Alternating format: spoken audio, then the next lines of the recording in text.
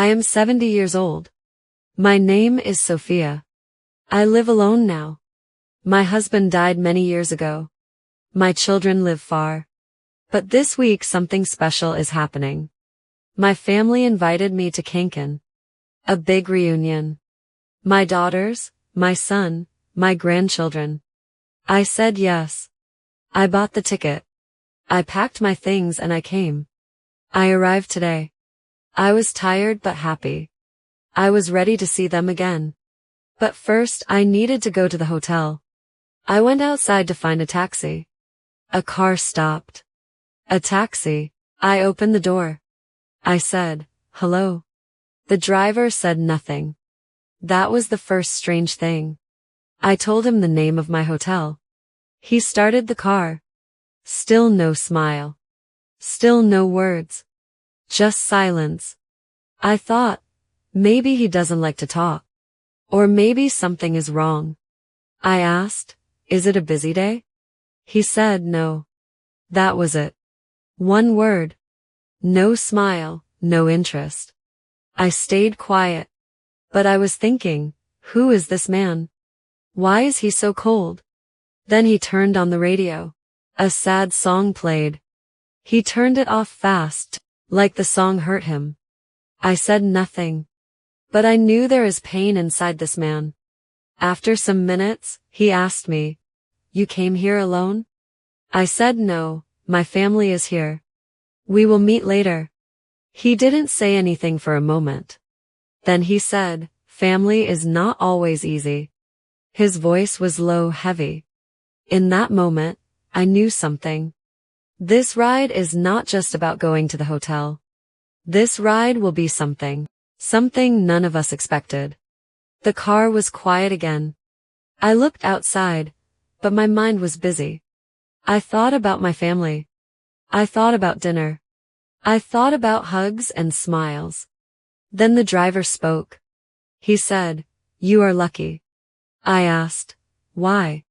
He said, "You have a family who wants to see you." I didn't answer, not yet. I waited. He continued, "My wife and I, we fight all the time. We don't speak. We don't smile. It's like we live into different worlds." I said, "That sounds hard." He said, "It is. I sleep on the couch. My daughter doesn't talk to me. She says, I never listen. Maybe she's right." Now I understood. He wasn't angry at me. He wasn't rude. He was just broken. I listened.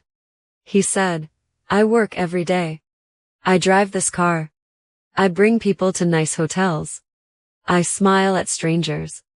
But in my own house, I feel like a ghost." A ghost. That word stayed in my mind. He said, "Last night I almost left. I packed a bag. I wanted to disappear." I asked, "And why didn't you?" He said, "Because my daughter cried. I heard her behind the door. She didn't say anything. But I heard her cry now." His voice changed. It was slower, softer. He said, "I don't know what to do. I don't know how to be a father or a husband." I wanted to say something true, something strong. But I stayed quiet, because sometimes silence speaks louder than words. And inside that silence, I knew one thing. This man was not driving to my hotel. He was driving through his pain. I looked at the driver. I didn't ask more questions. I didn't try to fix his problems. I just listened. He said, "My wife says I only care about money. She says I don't talk to her anymore." I asked, "Is she right?" He said, "Maybe, I don't know. I work all the time. I bring food. I pay the bills. But yes, I don't talk. I don't ask how she feels. I don't tell her how I feel either." He paused. He said, "Sometimes I forget she is a person, not just a woman who cooks or cleans. She's tired too." But I didn't see that. I said, "Sometimes we only see when it's too late." He nodded, then said, "And my daughter. She used to tell me everything. Now she stays in her room. She closes the door. She says you never listen. And she's right. I didn't listen. I was always on the phone, always working, always tired. There was a silence, a heavy one. Then I spoke. I said, I also made mistakes. I was married for 40 years. I thought I had time. But one day my husband got sick. Then he was gone. He looked at me through the mirror. I continued. I wanted to tell him so many things, but it was too late. I was always busy. I was always waiting for the right time. But the right time never came. He said, that's how I feel. Like maybe it's already too late. I said no, if your daughter cried when you wanted to leave, it's not too late. If your wife still argues with you, it means she still feels something. When people stop talking, that's when you should worry. He said, I thought she didn't love me anymore. I said, maybe she thinks the same. Maybe she thinks you don't love her. He was quiet. Then he said something unexpected. My daughter wrote me a letter last year. She left it on my bed. I never read it. I asked why. He said, because I was afraid. I didn't want to know what she really felt. I thought it was hate. I said, maybe it was love. Maybe she wrote it because she still cares. He said, do you think so? I said, you won't know until you open it. He stayed silent. I could feel his mind racing. Then he said, what if it's too late? And I answered, what if it's not? At that moment, I could feel it. Something inside him was changing. Something small but real. I didn't plan to say these things. I didn't come to Kankan to help a stranger. But maybe that's why I came. Maybe this taxi ride was not an accident. The car kept moving. But now the silence felt different. He said, I think about leaving every day. I dream about starting a new life. No wife, no daughter, no problems. I asked, and what do you feel in those dreams? He said, peace, but also sadness. I said, that's not a real dream. A real dream brings hope, not pain. He stayed quiet. Then something strange happened. He pulled the car to the side of the road. He didn't say why. He just stopped.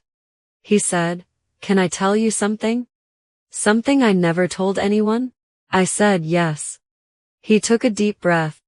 He said, last year I made a big mistake. I met another woman. I didn't love her. I didn't even like her. I just wanted to feel free. I never told my wife, but I think she knows. I think that's why everything is broken.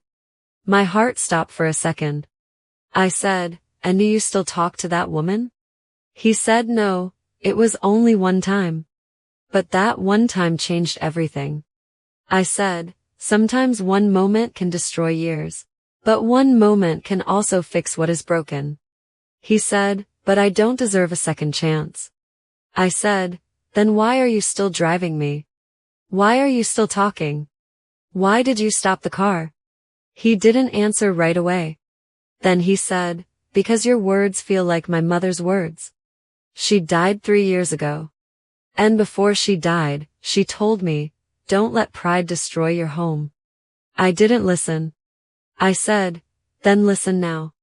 He asked, do you believe people like me can change? I said, yes, but not tomorrow, not next week. Only today. Change begins today. He looked down. Then he said, maybe God sent you to this car. I didn't say yes. I didn't say no. But I knew this was not a normal ride. This was something bigger. He reached into his pocket. He took out a small paper. He said, this is the letter from my daughter. The one I never opened. I looked at it. He asked, should I read it? I didn't answer.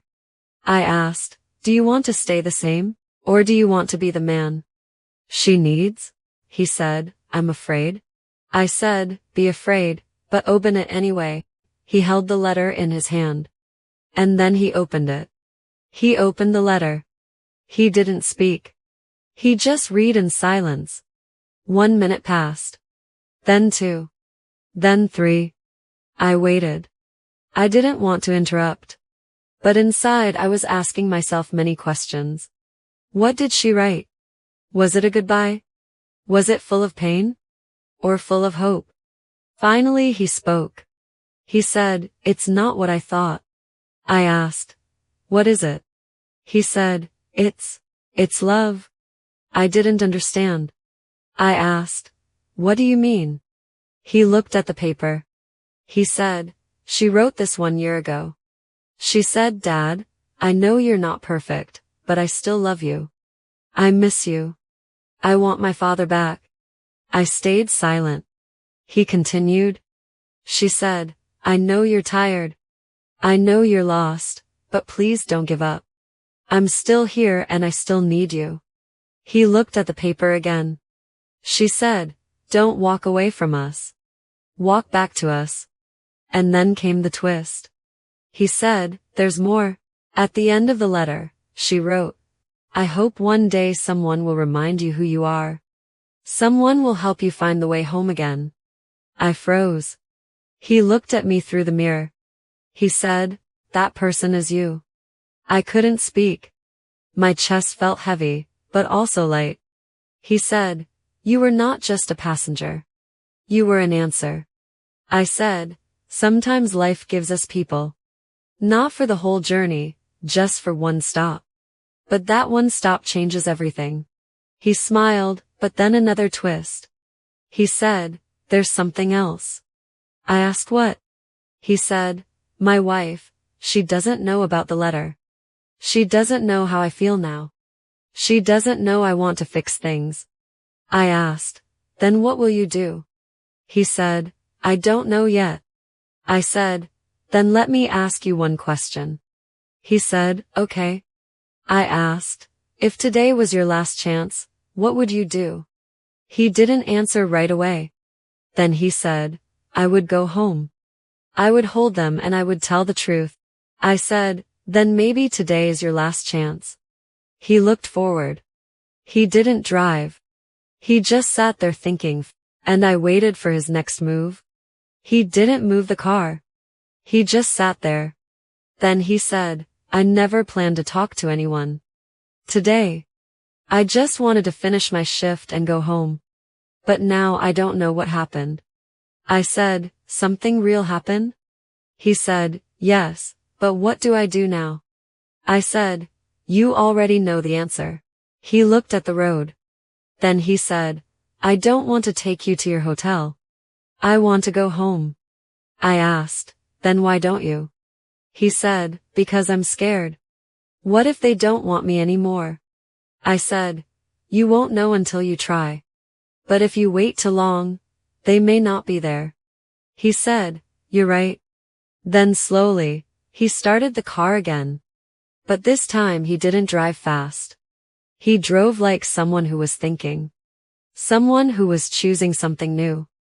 After a few minutes, he said, "I'll take you to your hotel first." I said, "No, take me to the nearest bus stop. My family can pick me up. You need to go home." He said, "But you paid for the ride." I said, "The ride is done. The real journey is yours now." He stopped near a small bus station. I said, "This is good." He said, "I don't know how to say thank you." I said, "Then don't say anything. Just live the change." He smiled. It was a quiet smile. A true one. Then he said something I will never forget. He said, "You changed my life in 20 minutes. I hope one day I can do the same for someone else." I said, "You will." He looked at me one last time. Then he turned the car around and drove away. I watched him leave.